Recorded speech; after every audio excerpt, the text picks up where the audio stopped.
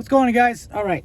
Oh, I know. I gotta get a haircut. I know. So, about the contract, we're gonna go over a couple things. Since I've gotten fired from a job and I fired a customer, a couple things.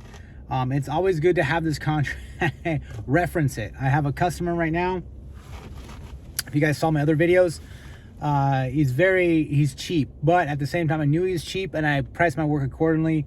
And everything's that he said that I was, nickel and diming him, but at the end of the day, he had me do the work, sign the change order, and there's so many small little change orders, there's so many things that we're adding and subtracting that I just basically have a running change order, and he pays it at the end of the week kind of thing. So because I just don't want to have 15 or 16 change orders, and he thought that mounting cabinet hardware in his kitchen was included, but at the same time in my contract, and also when I told him in the first place, like, he didn't know what kind of cabinet hardware he wanted, so we left it out the Exhibit A / estimate, because mounting one single hole for a cabinet knob is a lot different than mounting a complete bar where there's got like 4 points of contact and I gotta drill 4 holes that are symmetrically lined up with the door, etc., etc. So then he kind of was taken back by that a little bit too. But you don't have to, like, I explained to him, I was like, you don't have to hire me to do that. You can hire somebody else if you think that's my pricing is outrageous.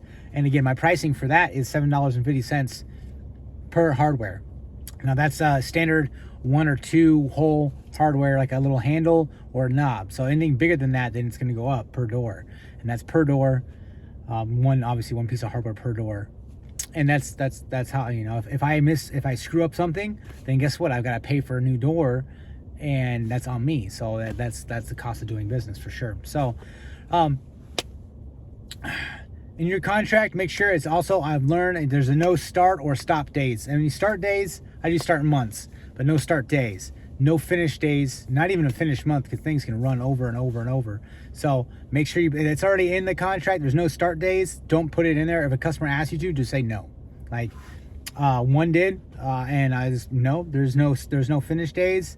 And even the customer that was firing me is like, there's no, they had it looked over by their friend that was a lawyer or something like that, and there was no finish day, and because delays happen. It's construction. It is what it is. So it's not that I'm not working on it. It's just that the customer orders something that takes 2 weeks to get there. I'm not bound by a contract. Like, it's not an out for them. So yeah. And with the customer that filed a complaint against me from the Department of Licensing and Regulatory Affairs here in Michigan, all I did was make a copy of the contract with her signature on it, made a copy of the check that I paid her, and then a letter basically stating we refunded her deposit less our fees per our contract. Not even our contract, because I could have charged her thousands of dollars per our contract, but less like a $900 fee for my expenses that I incurred for the permit and everything like that. So, and I gave her the rest of it. It's like a little over $7,000 back to her. So then she cashed it. I haven't heard anything obviously from her at all. It's been radio silence. I don't think that's pretty much it. So I requested it being stricken from my record, if there is such a thing. I don't know how that works, but I could probably call and find out. But yeah, that's pretty much a closed done deal. I'll let you guys know if there's more to it, but I don't think there is for sure. Oh, and then also, the main thing is having on your subsection where you're not responsible for receipts. That's come up a couple times with customers. So customers are not entitled to my receipts and my profit. So I don't tell them how much. I tell them, like, hey, I'm in business to make a profit, and that's the same thing with this last customer. It's like, hey, listen, I'm not changing your light bulb out because you need it. I'm doing it to provide a service and to make a profit. That's basically it. And just be straightforward with them. But at the same time, I don't need to be going in and taking